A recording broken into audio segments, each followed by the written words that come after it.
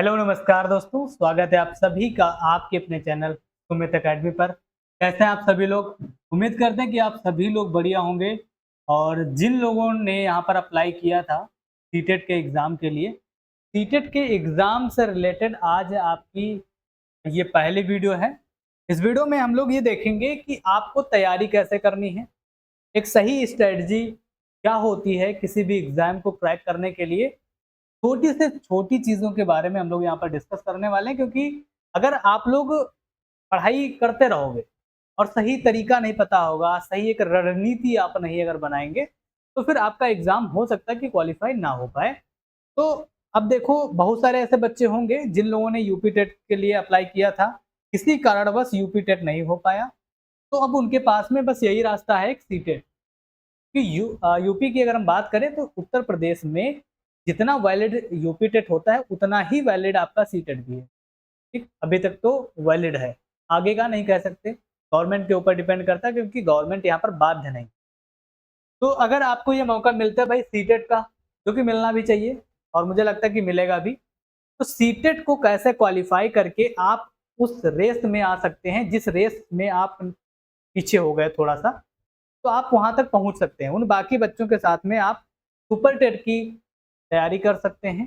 तो उसके लिए ज़रूरी है कि आपके पास कोई एक टेट एलिजिबिलिटी टेस्ट होना चाहिए, वो चाहे यूपी टेट हो या फिर सी टेट। तो सी टेट अगर आपको पास करना है, इस वीडियो को लास्ट तक देखना है, क्योंकि इस वीडियो में मैं आपको बताऊंगा कि एक सही तरीका क्या होता है पढ़ने का, आपको क्या करना है, कितना पढ़ना है और कितना नहीं पढ़ना है। स्मार्ट तरीके से पढ़ाई करना मैं आपको यहाँ पर बता दूंगा। इस वीडियो को लास्ट तक देख लेना। अगर कोई चैनल पर नया है तो चैनल को सब्सक्राइब भी कर लेगा। बहुत सारे रिजल्ट मैंने यूपी टेट में भी दिए हैं और पिछला जो सीटेट हुआ था आपका फरवरी में, उसमें भी बहुत सारे रिजल्ट दिए। फ्री ऑफ कॉस्ट आपकी तैयारी करवाएंगे, कोई एक पैसा मैं लेने वाला नहीं हूँ। फ्री ऑफ कॉस्ट आपको नोट्स मिल जाएंगे। तो आराम से आपको इस वीडियो को देखना है, हमारी बातों को सुनना है, ठीक है? आपका एग्जाम क्वालिफाई हो। चलो भाई, यहाँ पर 130 ही सिर्फ लिखा नहीं, लोग लेकर के भी आए, चाहे यूपी टेट हो या फिर सी टेट हो, दोनों की बात करें। ठीक है भाई। तो एग्जाम को क्वालिफाई करने से पहले आप पहले एग्जाम का नेचर समझो कि भाई एग्जाम चाहता क्या है, एग्जाम में कितने क्वेश्चन आते हैं, कितना हमें करना होगा, कितने क्वेश्चन हमें अटेम्प्ट करने होते हैं। तो अगर हम बात करें सितंबर में आपका एग्जाम होना है, 6 और 7 होगा, मे बी 6 एंड 7 सितंबर को आपका एग्जाम होना है। ठीक है, तो यहाँ पर हम 130 की बात करेंगे, क्योंकि अगर आप ज़्यादा सोचेंगे तभी आप ज़्यादा ला पाएँगे। अगर आप सोचते हैं कि हमें 90 नंबर लाना है, हमें बस पास ही होना है, तो आप बेहतर नहीं कर पाएँगे, आप एक्स्ट्रा मार्क्स नहीं ला पाएँगे, क्योंकि आपका दिमाग, आपने एक लिमिट लगा दी वहाँ पर, तो आपका दिमाग उसके ऊपर सोच ही नहीं पाएगा। ठीक है? तो भाई चलो देखते हैं एक-एक करके, आपको चीज़ें हम समझाने वाले हैं। अगर हम लास्ट डेटा की बात करें, लास्ट जो एग्ज़ाम हुआ था उसमें अगर हम बात करें तो लगभग 26.49 लाख फॉर्म भरे गए थे, जिसमें से 23.5 लाख लोगों ने परीक्षा दी थी और पास कितने हुए थे? लगभग 25%। अब इतना रिजल्ट कम क्यों जाता है? इसके पीछे रीज़न ये है कि आप लोग सही रणनीति नहीं बनाते हैं, पढ़ते चले जाते हैं, लेकिन आपको ये समझ ही नहीं आता कि हमें एक्चुअल में करना क्या है, कन्फ्यूज़ हो जाते हैं। सबसे ज़्यादा यहाँ पर दिक्कत आती है तो टाइम की दिक्कत आती है, तो टाइम मैनेज कैसे करना है वो भी मैं आपको तरीका बताऊँगा। ठीक है? अगर आप हमसे जुड़े रहेंगे तो आपको सारी चीज़ें पता चलेंगी। ठीक है? चलो भाई, तो आपको पता है कि यहाँ पर 150 मिनट आपको मिलने वाले हैं और 150 ही प्रश्न होते हैं, चाहे यूपी टेट हो या फिर आपका सी टेट हो। दोनों में बस फ़र्क इतना होता है कि सी टेट आपका कॉन्सेप्ट बेस हो जाता है, यूपी टेट फैक्चुअल हो जाता है। लेकिन अभी भी आपने एग्ज़ाम दिया होगा यूपी टेट का, तो आपने देखा होगा कि यूपी टेट का भी कुछ लेवल जो है इम्प्रूव किया गया है सी टेट के जैसा थोड़ा बहुत। ठीक? यहाँ पर आपको पता है कोई नेगेटिव मार्किंग नहीं होती, तो आपको 150 में से 150 आपको यहाँ पर करने होते हैं। तो इस बात का भी डर नहीं होता कि अगर हमें कोई सवाल नहीं आता तो हमें छोड़ कर आना, ऐसा होता नहीं। ठीक? ये सिर्फ़ एक एलिजिबिलिटी टेस्ट है, यदि इसमें कोई रैंकिंग वगैरह नहीं होती है। ठीक? तो हम भैया 140 ले आएँगे, 149 ले आएँगे, 145 ले आएँगे, हमें कोई मेडल मिल जाएगा, ऐसा कुछ नहीं। ठीक? आराम से आपको पास होना है, अच्छे नंबरों से पास होना है, तो इसका भी प्रेशर आपके दिमाग में नहीं होना चाहिए कि इसकी कोई रैंक होगी कि हमारे एग्ज़ाम में हो सकता है नंबर जुड़े, तो ऐसा कुछ भी नहीं होता, दिमाग से आपको निकाल देना है। यहाँ पर पेपर 1 जो कि 1 से 5 और पेपर 2 6 से 8 वालों के लिए एग्ज़ाम होता है। अब दोनों में समझ लेंगे कि बेसिक डिफरेंस क्या होता है। देखो भाई, दोनों में अंतर क्या होता है इसकी अगर हम बात करें, तो आप यहाँ पर देखो पेपर वन,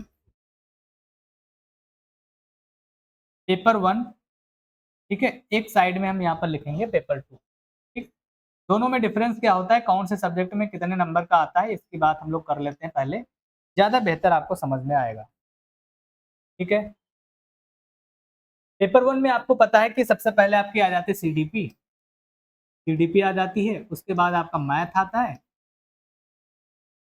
फिर ईवीएस आ जाता है, फिर आपकी लैंग्वेज वन और लैंग्वेज टू, यही होता है, इतना ही होता है भाई। ठीक है, अब इसमें आपको पता है कि 30-30 नंबर का ये सेक्शन होता है, इधर भी आप देखेंगे सीडीपी आपका हो जाएगा, उसके बाद मैथ साइंस और एसएसटी ये होता है, 60 नंबर का होता है। ठीक है, 60 नंबर का हो गया। उसके बाद अगर हम बात करें लैंग्वेज वन और लैंग्वेज टू, अब देखो यहाँ पर खेल समझना, थोड़ा सा कुछ लोग कंफ्यूज हो जाते हैं, तो आपको मैं बहुत ही प्यार से समझाने की कोशिश कर रहा हूँ, उम्मीद है कि आपको बेहतर समझ में आएगा।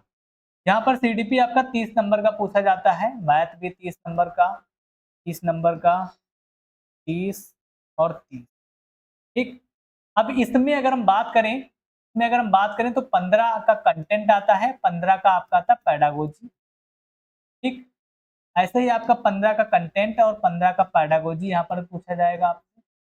सब में 15-15 नंबर की पेडागोजी और 15 नंबर का कंटेंट आपसे पूछा जाता है, इस बात को आपको ध्यान रखना है। कंटेंट और प्लस ये पी का मतलब पेडागोजी है भाई, ठीक है, कंफ्यूज नहीं होना, शॉर्ट में लिख रहा हूँ ये। अब अगर हम बात करें सीडीपी में, तो सीडीपी के हम 30 नंबर जोड़ लेते हैं।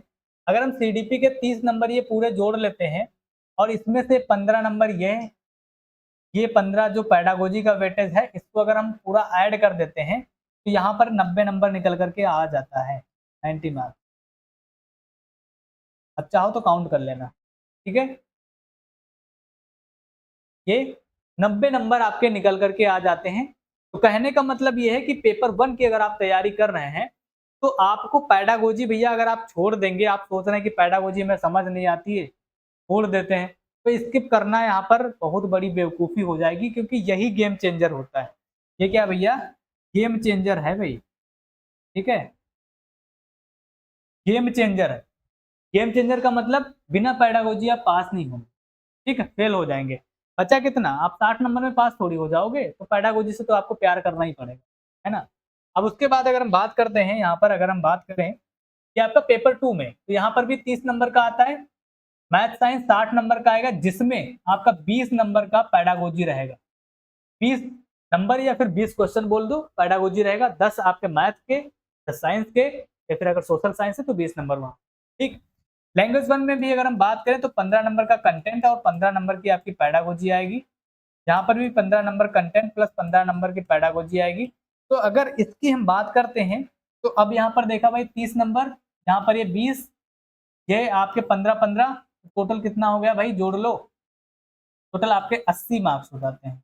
ठीक है, यहाँ पर भी अगर हम बात करें, यहाँ पर भी बात करें, अगर पेपर टू की भी बात करें, तो इसमें भी आपका कोई भी चांस नहीं बनता कि अगर आप पैडागोजी को स्किप कर दें तो फिर आप पास हो जाएं, कोई चांस नहीं बने। ठीक है, तो पैडागोजी को तो हम छोड़ ही नहीं सकते, पैडागोजी तो पढ़नी पड़ेगी। अच्छा, पैडागोजी अगर पढ़नी पड़ेगी तो फिर क्या पढ़ेंगे पैडागोजी में, कैसे पढ़ना है, उसकी भी बात कर लेते हैं। तो यहाँ पर देखो आपको ध्यान देना है कि अगर मैं बात कर रहा हूँ, सबसे पहले मैं बात करता हूँ सीडीपी की। ठीक है, सीडीपी की बात करते हैं, तो सीडीपी का सिलेबस क्या है उसके ऊपर हम थोड़ा सा एक बार नजर डाल लेते हैं भाई। सीडीपी के सिलेबस के ऊपर हम नजर डालेंगे यहाँ पर। ठीक है,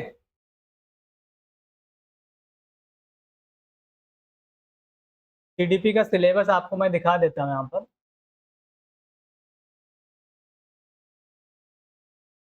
जिससे आपको बेहतर समझ में आएगा कि हमें कौन से टॉपिक्स पढ़ने हैं और कैसे पढ़ना है। ठीक है, अब देखो ये सीडीपी का सिलेबस है, चाहे पेपर वन हो या पेपर टू हो, दोनों लोगों को ध्यान देना है इस बात पर। ठीक है, देखो भाई, ये आपका यूनिट फर्स्ट है। यूनिट फर्स्ट का मतलब अगर हम बात करें तो यहाँ पर आपका 15 नंबर का यहाँ से पूछा जाएगा, 15 क्वेश्चन आपके आएंगे, और आपको पता है कि एक क्वेश्चन हमारा 1 नंबर का होता है। कैसे पढ़ना है भाई, देखो ध्यान से। विकास की अवधारणा, विकास की अवधारणा, अधिगम, सीखने में उसका संबंध। अब देखो अधिगम में आप देखेंगे कि तो बहुत सारे आपके आ जाएंगे, पेपर 1 में कई बार पूछ लिया जाता है भाई, जो आपके व्यवहारवादी मनोवैज्ञानिक, हालांकि सीटेट में नहीं पूछता है, इस बात का आपको ध्यान रखना है, यूपी टेट में बहुत पूछता है।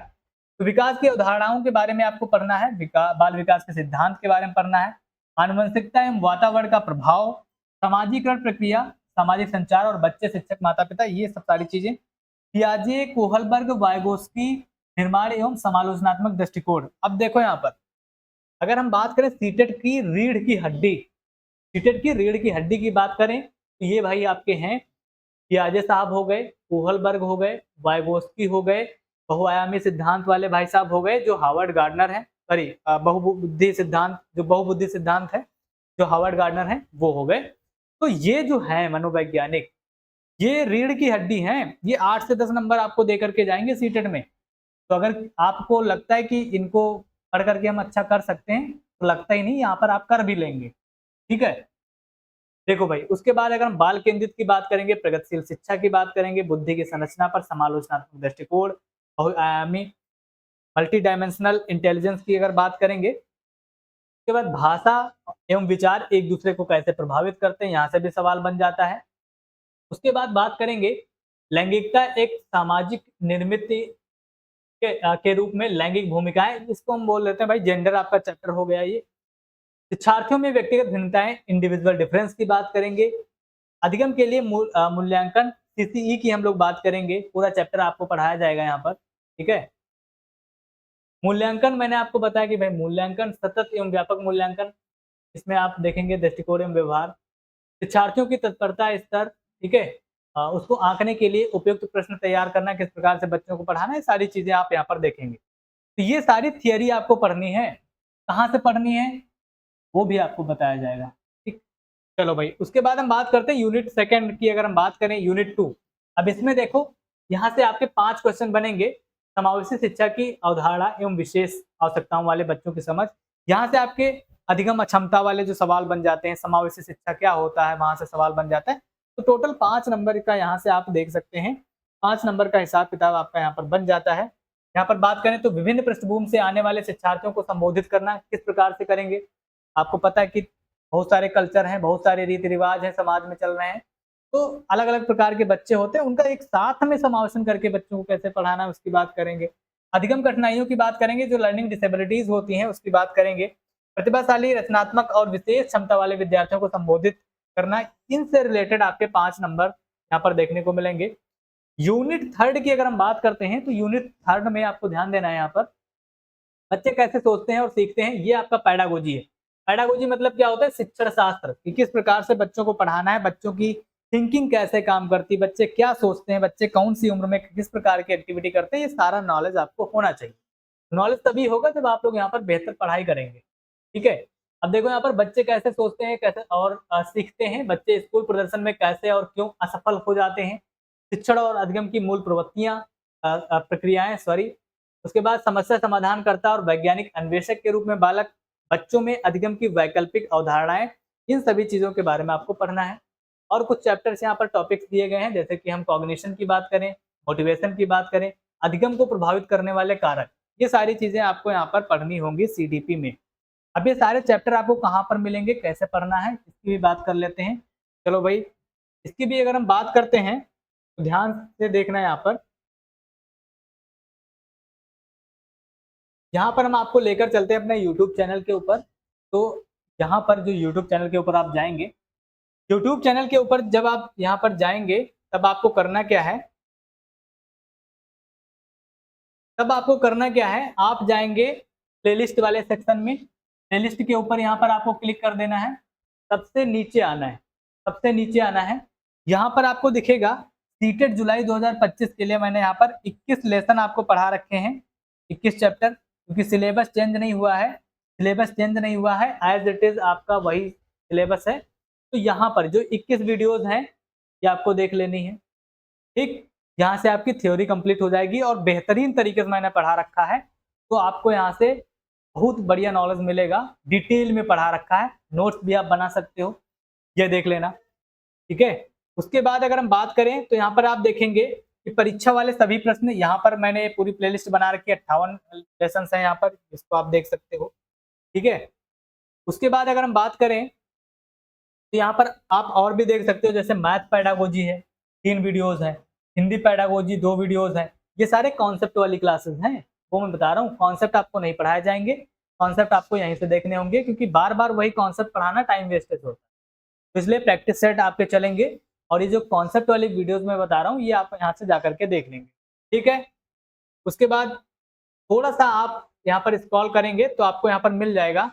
देखो यहाँ पर 70 प्रैक्टिस सेट करवाए गए हैं। ये सभी प्रैक्टिस सेट आपको कर लेने हैं। पहले थ्योरी कंप्लीट करने के बाद, सबसे पहले आपको थ्योरी कंप्लीट करनी है, उसके बाद प्रैक्टिस सेट लगानी है।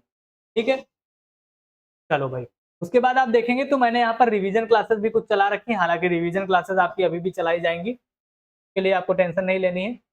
तो यहाँ पर अभी आपको करना क्या है, आपको यहाँ पर अभी करना क्या था, आपको थ्योरी वाली जो क्लासेस हैं, जो थ्योरी है वो आपको कंप्लीट करनी है। और अगर हम बात करें, आप लेटेस्ट अगर थ्योरी वाली क्लासेस करना चाहते हैं तो आप यहाँ पर आएंगे, यहाँ पर देखेंगे सीटेट और यूपीटेट दोनों के लिए यहाँ पर क्लासेस चलाई गई थी। सीटेट और यूपीटेट दोनों के लिए क्लासेस चलाई गई थी, जिसमें आप सीटेट का भी पढ़ते थे और यूपीटेट का भी, वहां से भी चीजें आपको कवर होती हुई दिखेंगी।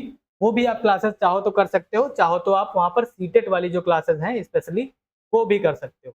अगर न्यू क्लासेस आपको करनी है तो यहाँ से आप जब जाएंगे इसके ऊपर तो यहाँ पर बहुत सारी वीडियोस आपको देखने को मिल जाएंगी। ठीक है,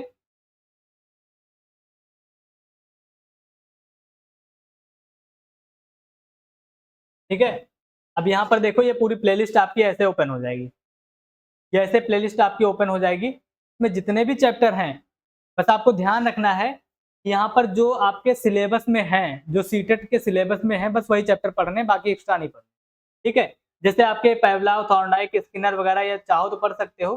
बाकी यहाँ पर वृद्धि और विकास से शुरू है, फिर उसके बाद आप यहाँ पर देखेंगे तो यहाँ पर आनुवंशिकता और वातावरण, फिर समाजीकरण, फिर जीन पियाजे, लेवा एगोस्की, कोहलबर्ग, ठीक है, बुद्धि, जेंडर, चाइल्ड सेंटर्ड, मेमोरी, ये सारे, भाषा और विकास, मोटिवेशन, ये सारे चैप्टर आपको पढ़ने हैं। ठीक, थियरी समझ में आ गई कहाँ से पढ़ना है? आपको अगर कोई भी डाउट है तो कमेंट बॉक्स में आप पूछ सकते हैं। ये चीज समझ में आई? अब उसके बाद हम बात करते हैं कि आपको और चीजें कौन सी ध्यान रखनी है। ठीक, जो चीज मैंने आपको अभी बताई कि आपका टारगेट ये नहीं होना चाहिए कि भाई 90 मार्क्स हमें पास होने के लिए चाहिए तो उतने ही हम लेकर आते हैं, या फिर 82 मार्क्स हमारा रिजर्व है SC ST OBC के लिए तो बस उतने ही हमें पास होने के लिए चाहिए। नहीं, आप देखो अदर स्टेट में अगर जाएंगे तो आप वहाँ पर जनरल में काउंट होंगे तो आपके 90 नंबर होने ही चाहिए। तो इसलिए आप थोड़ा सा अच्छी मेहनत कर लो और बेहतरीन स्कोर कर लो। ठीक है, बात समझ में आई कि नहीं? तो 130 नंबर आपको कैसे लाने, सबसे पहले थियरी कंप्लीट करनी है, सिर्फ CDP की ही नहीं, बाकी अदर सब्जेक्ट की पेडागोजी की थियरी भी आपको कंप्लीट करनी पड़ेगी। मैं सभी सब्जेक्ट की पेडागोजी आपको पढ़ाऊंगा, इस बात का आपको ध्यान रखना है। क्लासेस जो चलेंगी, डेली आपकी क्लासेस चलेंगी, तो उसमें आपको पार्टिसिपेट करना है और आकर के बेहतरीन तरीके से तैयारी करनी है। अभी आपके लिए एक सरप्राइज भी है। सरप्राइज क्या? आपके नोट्स जो फ्री ऑफ कॉस्ट नोट्स हैं, जिनको आप रिवाइज करेंगे, अच्छे तरीके से पढ़ेंगे, आपके स्कोर बूस्ट करने में मदद करेंगे, तो वो भी आपको मिलेंगे। थोड़ा सा धैर्य बनाए रखो। ठीक है, यहाँ तक की बात समझ में आई? अब देखो, सीटेट में कॉन्सेप्ट समझना जरूरी है, रटना नहीं है भाई। रटना जरूरी नहीं होता, ये यूपी टेट के लिए जरूरी होता है रटना, लेकिन सीटेट में आप यहाँ पर सिर्फ रट्टा मार लें MCQ का तो नहीं। यूपी टेट में तो आपको पता है कि सवाल जो है वही घुमा फिरा करके पूछता था, रट लेते थे, काम हो जाता था। लेकिन यहाँ पर नहीं, यहाँ पर आपको डीप नॉलेज होना चाहिए, कॉन्सेप्ट की समझ होनी चाहिए। सबसे बड़ी गलती पैडागोजी। अब देखो यहाँ पर जो है पैडागोजी गेम चेंजर है। हालांकि यूपी टेट में भी आपका लिखा रहता है सिलेबस में, लेकिन पूछता नहीं है, इस बात का आपको ध्यान देना है। ठीक है, केवल कोचिंग नोट्स काफी नहीं है। यहाँ पर एनसीईआरटी, एनसीईआरटी की अगर बात करें तो एनसीईआरटी भाई बहुत ही ज्यादा बड़ा रोल अदा करता है इसमें। तो एनसीईआरटी फैक्ट्स आपको जरूर पढ़ने चाहिए। सबसे बड़ी बात मैंने आपको बताई थी कि टाइम मैनेजमेंट वाली दिक्कत हो जाती है। टाइम मैनेज कैसे होगा? सबसे पहले आप थ्योरी पढ़ेंगे, कॉन्सेप्ट पढ़ लेंगे, उसके बाद में आप क्या करेंगे, जब जितना ज़्यादा आप हो सके, जितना ज़्यादा आप प्रैक्टिस करेंगे, उतना ही ज़्यादा आपकी जो स्पीड है वो बढ़ेगी। और फिर लास्ट में क्या स्ट्रेटजी अपनानी है वो मैं आपको बताता रहूँगा। ठीक, तो सबसे पहले यही काम है कि सभी सब्जेक्ट की जो कॉन्सेप्ट वाली क्लासेस हैं वो कंप्लीट कर लो, चाहे वो पेडागोजी हो या फिर आपका कंटेंट हो, ठीक, वो कंप्लीट कर लो। उसके बाद प्रैक्टिस सेट पर आना है। बात समझ में आएगी नहीं? अब देखो यहाँ पर एनसीईआरटी के जो यहाँ पर बेसिक कॉन्सेप्ट हैं वो पढ़ना ज़रूरी है, स्किप नहीं कर सकते आप। पेडागोजी की बात करें, गेम चेंजर है। और उसके बाद बात करें तो पीवाईक्यू 2011 से 2026 तक ये ज़रूर आपको करके आना है, मतलब करना है। अगर आप अच्छे नंबर से पास होना चाहते हो तभी आपको यहाँ पर मिलेगा। और यहाँ पर लिखा है भैया कि 3 महीने, तो 3 महीने कहाँ है भैया, अब 3 महीने तो नहीं है हमारे पास, ठीक है। 2 से 3 घंटे केवल, ये सब सारी चीज़ें हटाओ, ठीक है। बात समझ में आएगी नहीं? तो अगर इतनी चीज़ें आप कर लेंगे तो आप बेहतर स्कोर कर पाएंगे। 150 में से 90 मार्क्स केवल पेडागोजी के होते हैं पेपर 1 में, मैंने आपको ऑलरेडी बता दिया है, तो इस बात का आपको ध्यान रखना है, अच्छे तरीके से तैयारी करनी है, ठीक है। अब देखो यहाँ पर अगर हम बात करें पीवाईक्यू को कैसे करना भाई, तो पीवाईक्यू जो पिछले ईयर के पेपर हैं, लास्ट ईयर के पेपर हैं, उनको पढ़ना है थ्योरी पढ़ने के बाद में। उसके बाद आपको क्या करना है, एनसीईआरटी जो फैक्ट है उनका रिवीजन करते रहना है भैया। उसके बाद नए टॉपिक्स आपको देखना है कि कहाँ से सवाल बन जाते हैं, कुछ चैप्टर हो सकता है कुछ टॉपिक आपके रह गए हों। उसके बाद यहाँ पर शॉर्ट नोट्स बनाएं जिनको आप रिवीजन के टाइम पर यूज करेंगे।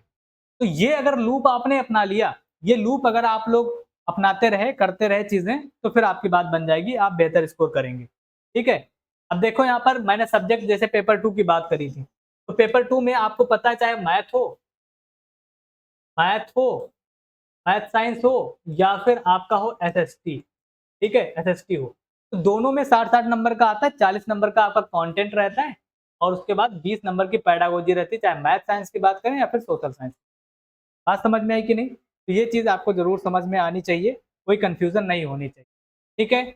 अब उसके बाद देखो यहाँ पर कोई नई, अगर आपके पास कोई किताब है पहले से, तो नई किताबें हर बार खरीदने की ज़रूरत नहीं होती क्योंकि सिलेबस वही है, ठीक है? 10 साल के आपको पीवाईक्यू बार-बार रिवाइज़ करने हैं, अपने शॉर्ट नोट्स से पढ़ना है, ठीक है? एक टाइम मैनेजमेंट के लिए मैं आपको बताऊँगा मॉक टेस्ट कैसे देने हैं, फुल लेंथ के मॉक टेस्ट आपको कैसे करने हैं, ओएमआर शीट आपको मैं दे दूँगा, उसको डाउनलोड करके आप प्रिंट करवा करके फिर करेंगे, ठीक है?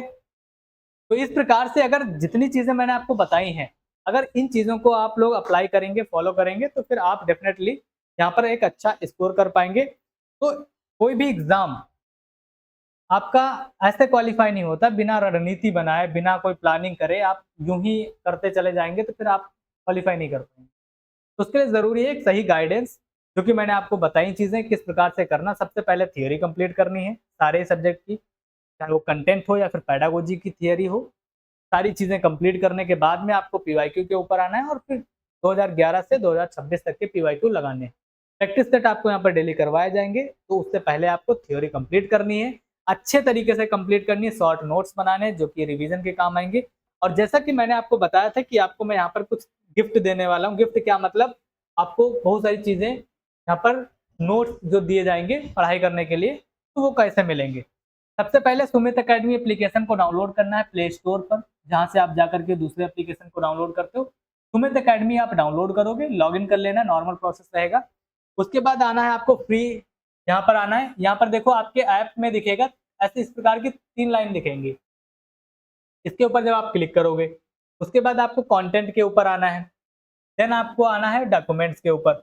जब आप डॉक्यूमेंट्स के ऊपर आ जाएँगे, इसके ऊपर जैसे आप लोग क्लिक करेंगे तो कुछ थोड़ा-सा टाइम लगेगा, उसके बाद आपके सामने कुछ ऐसा प्रोसेस आएगा, मतलब ऐसी इंटरफ़ेस आपको देखने को मिलेगा। अब यहाँ पर देखो यूपी टेट जुलाई 2026 के लिए यहाँ पर चीज़ें आपको नोट्स वगैरह दिए गए थे। स्क्रॉल करेंगे, तो यहाँ पर भी देखो CTET, UP TET YouTube theory classes जो कराई गई थी। अगर लेटेस्ट वाली आप क्लास करते हैं, वहाँ पर जो मैंने आपको बताया था, तो ये वाली पीडीएफ आपको मिल जाएँगी यहाँ से। उसके बाद थोड़ा-सा स्क्रॉल करेंगे तो यहाँ पर आप देखेंगे सीटेट की ओएमआर शीट का सैंपल भी पड़ा हुआ है। ये भी आप डाउनलोड कर लेंगे, प्रिंट करा करके आप यहाँ पर अपना फुल लेंथ वाला जो टेस्ट है वो देंगे, लेकिन उससे पहले आप पहले थियरी कंप्लीट कर लो, ठीक है? चलो भाई, ये ओएमआर है, इस प्रकार से आपको पेपर में मिलती है, डाउनलोड कर लेना है इसको, ठीक है? अब उसके बाद अगर हम बात करें, थोड़ा-सा बैक आएँगे यहाँ पर हम। अब देखो यहाँ पर आपको दिखाई देगा सीटेट फ्री नोट्स लिखा हुआ है। क्या लिखा हुआ है? CTET free notes, CTET free notes. इसके ऊपर आप क्लिक करेंगे, बहुत ही प्यार से क्लिक करना है भैया। Paper 2 practice set with solution मिल जाएगा आपको, यहाँ से डाउनलोड कर लेना। Paper 1 practice set with solution मिल जाएगा। पेपर 1 पेडागोजी नोट्स, यहाँ पर जब आप क्लिक करेंगे यहाँ पर आप देखेंगे, अगर यहाँ पर आप हिंदी पेडागोजी पर क्लिक कर देते हैं तो यहाँ पर आपके सामने हिंदी पेडागोजी के नोट्स आपके डाउनलोड हो जाएंगे भाई। ठीक है, ये देखो, ये आपके नोट्स हैं, तो भाई डाउनलोड कर लेना। ठीक, पीडीएफ ओपन होने में थोड़ा सा टाइम ले सकता है यहाँ पर, ठीक है, थोड़ा सा टाइम लग सकता है ओपन होने में, बाकी ये पीडीएफ ओपन हो जाएगी। ठीक, ये नोट्स आपको डाउनलोड कर लेने हैं। उसके बाद मैं अगर बात करूं, यहाँ पर आपके लिए जो है 3D नोट्स भी मैंने तैयार किए हैं भाई। 3D नोट्स आपके लिए तैयार किए गए हैं, कौन से हैं, ठीक है। अब देखो यहाँ पर